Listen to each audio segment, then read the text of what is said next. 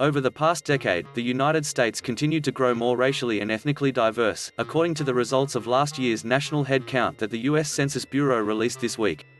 There are many ways to slice the data and change how the demographic snapshot looks. Since the 2000 count, participants have been able to check off more than one box when answering the race question on census forms. But breakdowns of the country's racial and ethnic makeup often don't reflect a multiracial population that has increased by 276% since the 2010 census. They focus instead on racial groups that are made up of people who mark only one box, with multiracial people sometimes lumped together in a catch-all group. Using the new 2020 census results, here's what a breakdown with a catch-all group for multiracial people looks like, but a different kind of breakdown can show how racial groups are becoming more heterogeneous. This graphic shows the number of people who said they identified with each race, regardless of how many races they chose. For example, if a person said they identified as Black and Asian, they would appear in both racial categories.